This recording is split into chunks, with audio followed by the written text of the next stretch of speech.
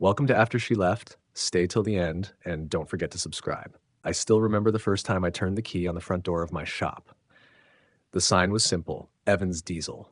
Nothing fancy, but it was mine. After years of working double shifts under someone else's name, breathing in fumes and busting my knuckles for a paycheck that barely covered rent, I'd finally built something I could call my own. My name's Evan. I'm 34 years old, living just outside Tulsa, Oklahoma. I'm a diesel mechanic by trade, but these days I run a small truck repair shop with 4 bays and 2 full-time techs. I built it from the ground up. No handouts, no loans, just sweat, know-how, and stubborn grit. Amber came into my life during a rare Saturday off. My buddy Kyle was getting engaged, and his fiancée threw a party at a downtown hotel ballroom. I almost bailed. I hate those kinds of things. Small talk, champagne flutes, people measuring each other by job titles. But I went, showed up in my best pair of jeans and a clean button-down. That's where I met her. She was in charge of the event, actually, coordinating everything from floral centerpieces to hors d'oeuvres with scary precision. Amber, 31. Events coordinator for a luxury hotel chain. Sharp as hell. Put together. Out of my league, at least that's what I thought. She laughed at something I said about a guy dropping a crab cake and trying to act like it was part of the plan. Her laugh wasn't polite. It was real. Open-mouthed, eyes crinkled, totally unfiltered. That's what pulled me in. After that, we started talking more. Coffee turned into dinner. Dinner turned into weekends. It felt easy. Effortless, really. I'd never been with someone who asked about my work and actually listened when I talked about turbochargers or axle weight ratios. And I didn't mind sitting through her hotel horror stories or watching her stress over the perfect linen fold. We clicked. We moved in together after a year, got a small place on the south side, near my shop, but not too far from her office. The house was a fixer-upper, but we liked it that way. Painted the cabinets ourselves. Picked out tile on weekends. There were road trips in my old Ram, her feet on the dash, sun in her hair, both of us belting out 90s country like idiots. We were building something together. I proposed in our backyard under the string lights we hung ourselves. Nothing flashy, just her and me and a ring I saved up for one brake job at a time. She said yes. No squeal, no Instagram post, just a soft yes and a tight hug. That was enough for me. Those first couple of years were good, really good. We were both growing in our careers. I started getting fleet contracts, hiring extra hands. She got promoted to senior planner and started traveling for work, Vegas, Austin, Miami. That's when things began to shift. Slowly, quietly. She started swapping jeans for pencil skirts, even on weekends. Got into green juice and yoga, said my smoked brisket was too heavy. She was still there, still laughing at my dumb jokes, but it was different. More curated, like everything needed to be polished. She talked more about elevating our life, furniture from catalogs I couldn't pronounce, matching Instagram aesthetics. She stopped coming by the shop. Didn't want to smell like diesel, said it clung to her hair. At first, I thought it was just ambition. She had dreams. I respected that. But the space between us kept stretching, and I wasn't sure if it was about success anymore, or if it was about escaping something. Back then, I didn't push. I thought we were just evolving.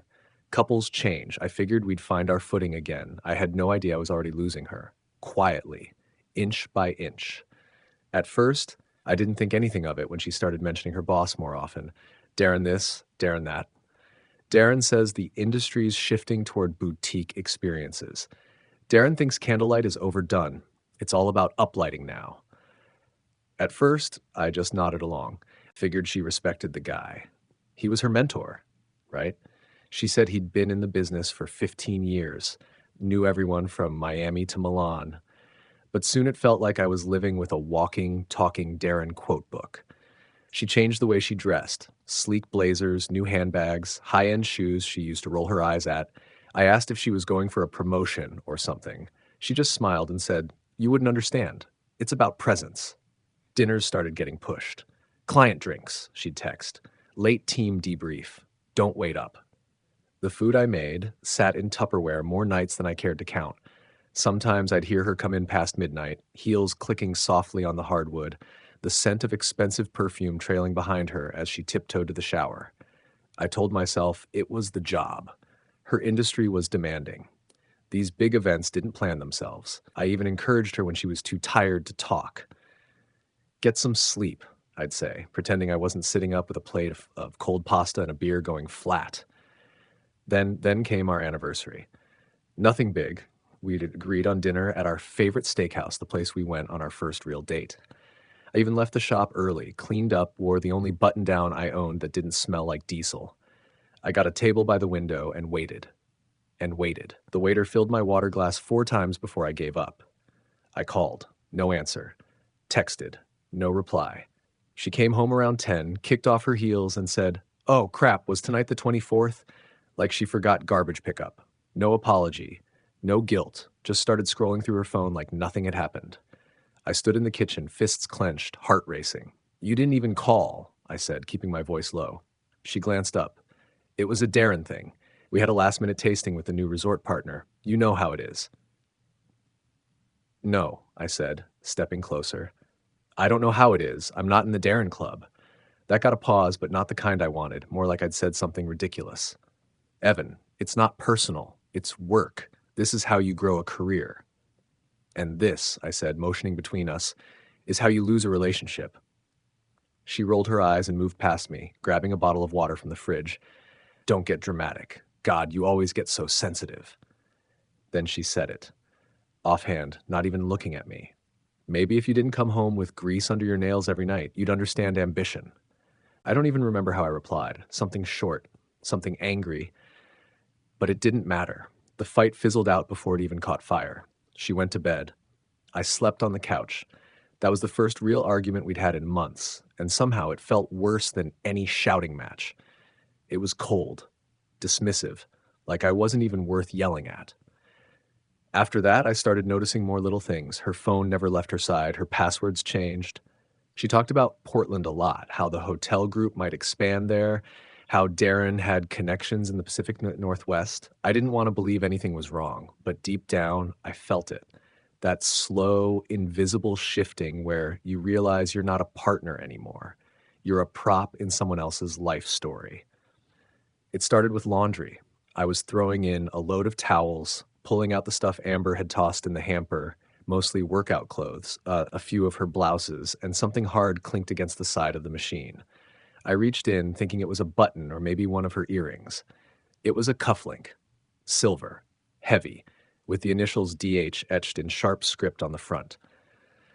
I stood there holding it for a full minute, the spin cycle long forgotten. I don't wear cufflinks. I don't even own a dress shirt that needs them.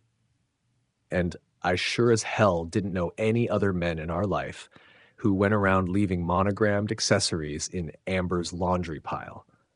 I didn't say anything that night. She was in the shower, humming to herself, completely unbothered. I sat at the kitchen table, cufflink in one hand, beer in the other, just staring at the thing like it might confess. 2 days later, I was going through the credit card statement, looking for a receipt from AutoZone. I found something else instead. Hotel bar charges. A spa tab for $200. Back-to-back nights at the Cypress Grand downtown, same place she'd once said had a vibe too corporate for weddings. The charges lined up perfectly with the nights she'd said she was at the office late. I still didn't blow up. That surprised even me. Instead, I called my cousin Tyler. He's 23, a genius with anything digital, and once helped the sheriff's office recover a deleted folder from a corrupt hard drive. I didn't give him all the details, just said I needed help accessing some cloud files tied to a shared home computer Amber used for work. Tyler didn't ask questions. Within an hour, he had it all unlocked. There were folders, some labeled by project, others just date ranges, and tucked inside one marked Vendor Docs Q1, we found them. Screenshots, emails, travel confirmations. One chain of messages made my stomach turn. Amber, Evan still thinks I'm working late tonight. You'd think the smell of axle grease would clue him in that I don't belong there anymore. Poor guy still thinks torque wrenches are sexy. Amber, you're awful. You love it. Can't wait to get out of here and start fresh. Portland feels like another lifetime already. There were hotel reservations with both their names. Photos, nothing explicit, just smiles in robes, champagne flutes, Darren's hand on her bare knee in a suite that wasn't ours. I felt something inside me harden. Not just heartbreak, not even rage. It was like a piece of me folded up neatly and got locked away. I closed the laptop, leaned back, and took the deepest breath of my life. I didn't confront her. I didn't yell or throw things or make some grand scene. I did what I always do when something's broken. I started planning how to fix it, or in this case, how to walk away from it without getting screwed. That night, I made an excuse about a fleet contract I needed to chase early the next morning and slept at the shop's office. Not that she noticed. She was too busy prepping for a wellness retreat Darren had apparently sponsored for her team. I sat up in the loft above the shop with a notebook, pen, and every piece of documentation Tyler helped me save. Every email, every receipt, every bit of proof. I labeled everything. I highlighted names. I made copies and backups and stashed them in a locked file cabinet. If she wanted a clean break, she was going to get one. But it was going to be on my terms. She could have Darren. She could have Portland, but she wasn't taking my dignity or my business with her. I met Marla in the back office of a tax prep center, sandwiched between a vape shop and a dry cleaner. No sign on the door, just a name on a dusty mailbox. She came highly recommended by one of my fleet clients, a guy who went through a nasty split and still walked away with all his trucks and both his sanity and credit score intact. Marla looked more like a retired school teacher than a legal consultant. Gray bob, big glasses, calm voice. But the minute she opened her notebook and started talking strategy, I knew I was in the right place. First thing, she said, tapping her pen on a legal pad, we lock down what's yours. Business assets, property titles, intellectual property, licenses. You built this shop yourself, right? From the ground up, I said. She nodded. Then we don't let her touch a damn bolt. Over the next 2 hours, she walked me through it all. We restructured the business under a new LLC I fully owned. We scrubbed Amber's name from every account she'd ever been added to for convenience. I opened a separate bank account in my name only, started routing all new payments through it. She showed me how to document shared assets and liabilities, things Amber might try to twist into marital contributions later. Divorce court doesn't care who mowed the lawn, Marla said. They care who paid the property taxes. Every receipt, every expense I could link to myself, filed and backed up twice. I even took pictures of the garage equipment and serial numbers. I wasn't just protecting a shop. I was protecting 15 years of sweat, busted knuckles, and missed holidays. Back at home, I kept it smooth. Didn't flinch when she said Darren had invited her to a leadership wellness summit in Arizona. I even smiled and said, sounds important. You should go. She looked surprised, like she expected resistance. I played the supportive fiancé to a T. While she packed silk tops and overpriced vitamins, I bought and installed a set of discrete security cameras. Battery-powered, motion-activated, small enough to tuck under the porch eaves and by the back gate. One faced the driveway, one faced the patio, another watched the garage entrance. All of them fed into a cloud account only I had the password for. I told her I was upgrading home security, which she barely acknowledged between outfit choices and voice notes to Darren. The minute she left, I drove straight to the shop and started fixing up the loft above the garage. It had been half storage, half spider colony for years, but with a little elbow grease, it turned into something livable. Nothing fancy, but clean, warm, and mine. I added a mini fridge, put in a used recliner, even hung up a blackout curtain to block the sun from the one cracked window. That space became my haven. Every night, I logged what I saw on the cameras. Dates, times, license plates. A growing list of Darren's visits, of Amber's absences, of lies I didn't need to hear spoken to know were true. I printed everything, labeled every file, even made a backup USB that I left in a sealed envelope at Marla's office with a note, only if I'm hit by a bus or falsely accused of something. I wasn't paranoid. I was prepared. There was something steadying about having a plan. It dulled the heartbreak, numbed the betrayal. She could laugh in hotel spas and sip wine with Darren under fancy chandeliers, but I had the receipts, literally. And more than that, I had distance, emotional and physical. I'd already started moving pieces behind the curtain. She just didn't know it yet. I told Amber I was flying out to Denver for a heavy machinery convention, something about hydraulic rigs and diesel emissions. She barely looked up from her laptop. Sounds important, she muttered, already back to typing. It wasn't just a lie. It was bait, and she took it without a second thought. I packed a duffel bag, left a set of tickets on the counter, and even had one of my guys at the shop answer my phone with, "He's out of town, can I take a message?" when anyone called. Amber dropped me off at the airport herself, gave me a distracted peck on the cheek, and drove off before I even made it through the sliding doors. I didn't go to Denver. I took a cab back to the shop and climbed up to the loft, where I had everything I needed: food, Wi-Fi, a portable monitor, and a front row seat to my own damn house. The first visit came the same night. Darren's silver Audi pulled into the driveway around 10:30. I watched on the feed as he let himself in with the key Amber kept under a fake rock by the porch light. He was carrying a sleek overnight bag and a bottle of wine. He stayed till morning. Visit number 2 came 2 nights later. Same bag, same smug stroll up to the door like he owned the place. On visit 3, I almost crushed my coffee cup when I saw him out back, flipping burgers on my grill, wearing my hoodie, the charcoal gray one with the shop logo on the sleeve, the one Amber always used to steal off the dryer because she said it smelled like comfort. I wanted to kick something. Instead, I hit record. Again. Visit number 4 came on a Saturday. Amber was dressed up, heels, makeup, even a string of pearls she hadn't worn in a year. 2 other women showed up, both in heels, both with wine bottles. Darren greeted them on the porch like some kind of host. I watched all of it in silence, the laughter, the toasts, the way they all moved around my kitchen like it wasn't mine, like I didn't exist. No sign of guilt, no caution, just pure casual betrayal under warm light. I let the footage run an extra hour, just to be sure. Then I got to work. I already knew about Eloise, Darren's wife. Found her Instagram weeks ago when I was confirming his full name from a hotel reservation. She taught prenatal yoga, posted soothing quotes about balance and trust, and had a bio that said, "Baby girl arriving this fall." I created a new email account, sent her a message with no greeting, no signature, just a simple subject line, "You deserve to know the truth." Attached were 4 video clips, one of Darren arriving with a bag, one of him using my grill in my hoodie, one of him placing a hand on Amber's lower back in the hallway, and the last, him laughing with Amber and her friends, sipping wine at my dining table. I didn't add commentary, didn't tell her who I was, just hit send. Then I sat back in the loft and stared at the blank screen, listening to the hum of the shop below. For the first time in weeks, I let myself feel the full weight of it. Not just the betrayal, but the clarity. They weren't even trying to hide it anymore.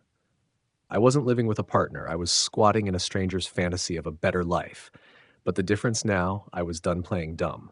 I knew what they were, and I had just handed that knowledge to the one person who could light a match on their perfect little future.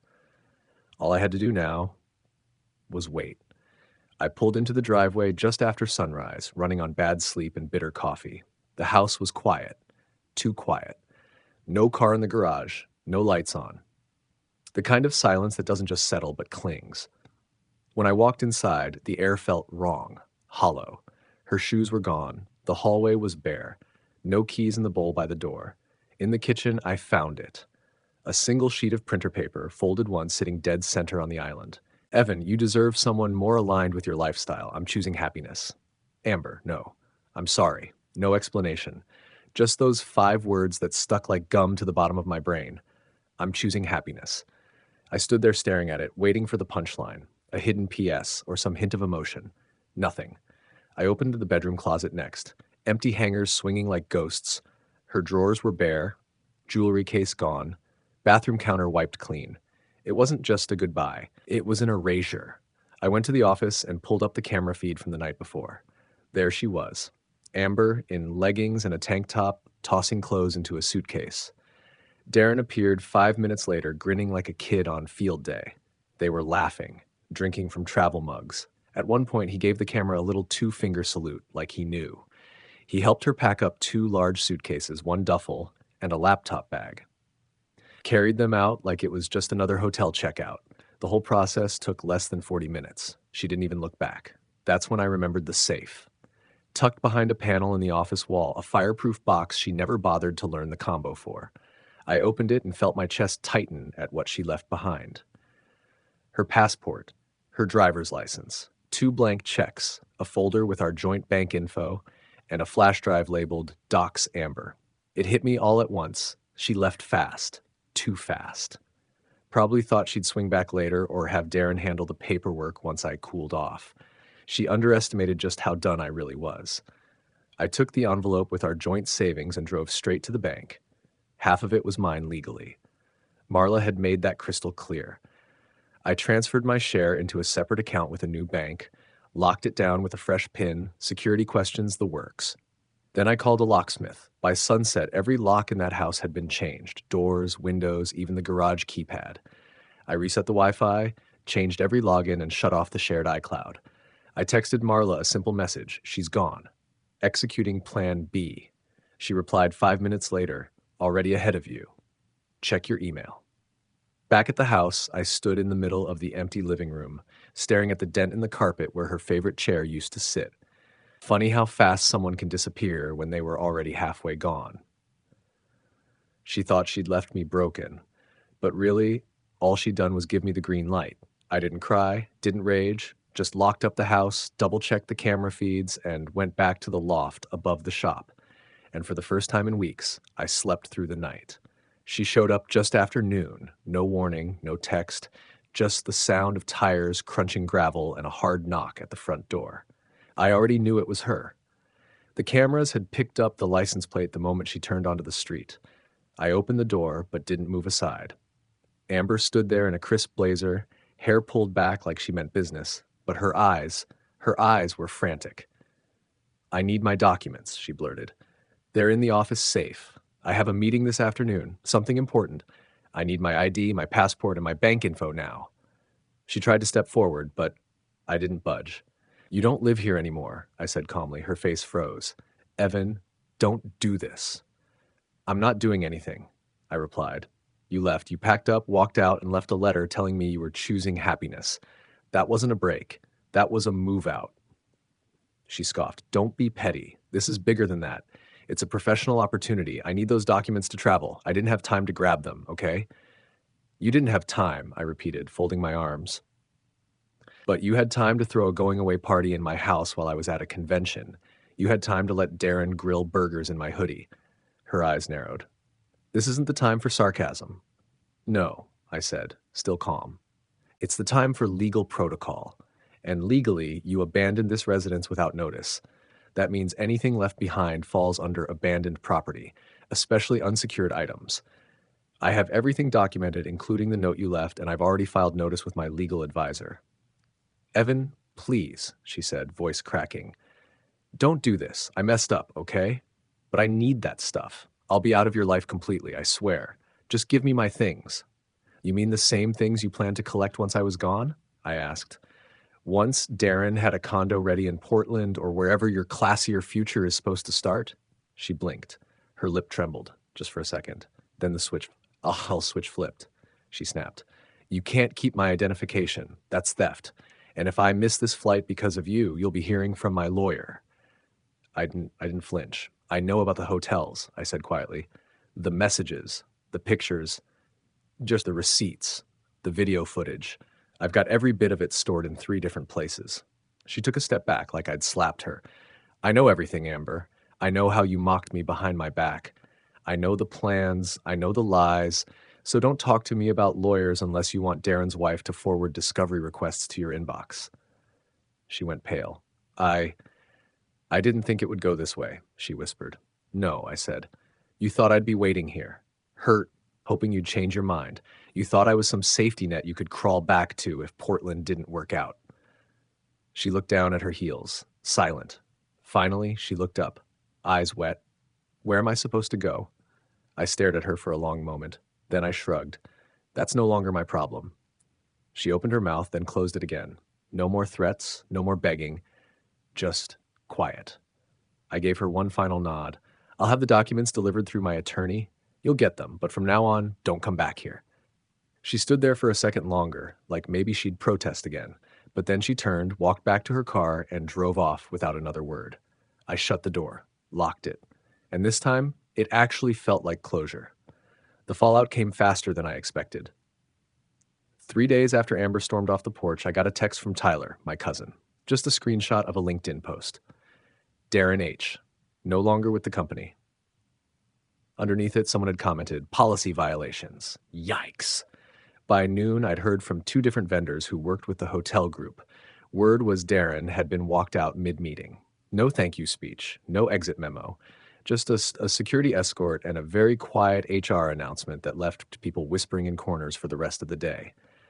Eloise, it turns out, didn't just receive my email. She used it. Smart woman.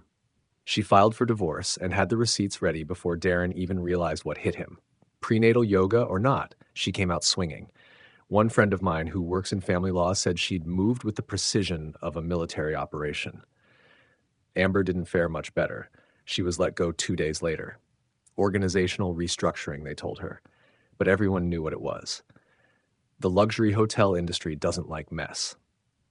Especially not one caught on multiple hotel security feeds cozying up with a married executive in a suite meant for corporate clients. She ended up crashing with her cousin Renee, who, from what I heard, wasn't exactly thrilled to play host. Amber called her rigid. Renee called Amber entitled. A mutual friend told me they'd already fought twice about laundry and fridge space. Meanwhile, back at the shop, business was booming. The footage I'd captured, the documentation, the restraint, it all gave me exactly what I needed to walk away clean.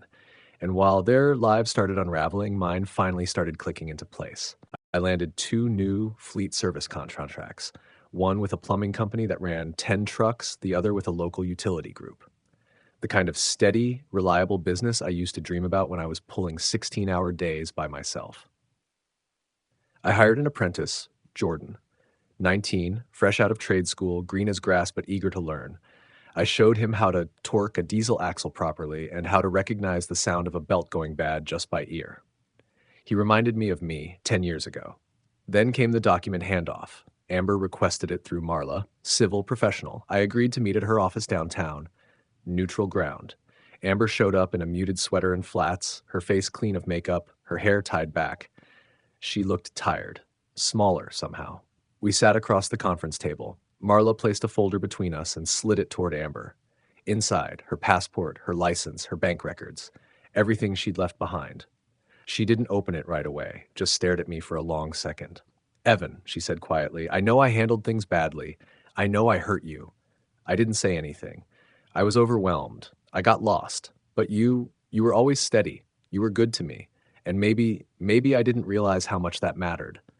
Her eyes glistened, but I stayed still. I don't expect things to go back, she added, but maybe we could talk sometime. Not now, just someday. I leaned back in my chair, kept my voice even. You left, I said. This is just cleanup. She blinked like she didn't understand the words at first, then she nodded slowly, picked up the folder, stood. Take care, Evan, she said softly. I nodded once.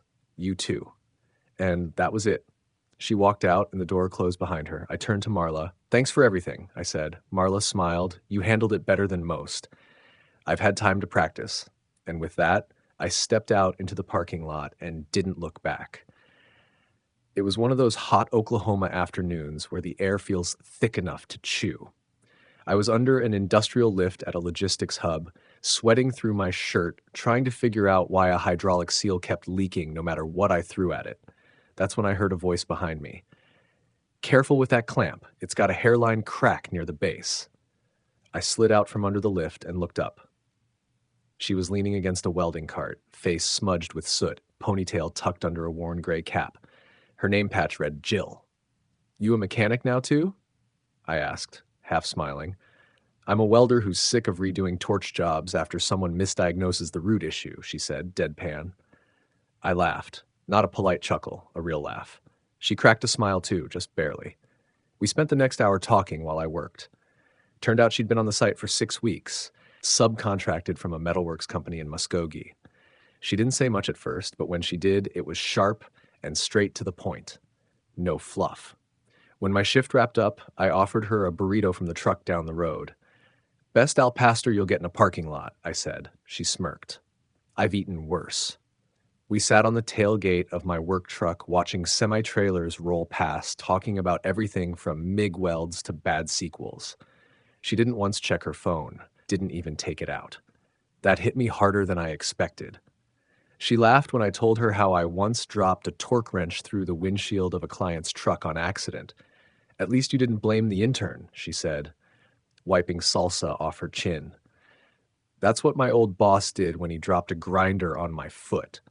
There was something steady about her, grounded, the kind of person who didn't need a spotlight or a curated Instagram life, just a solid day's work and someone who meant what they said.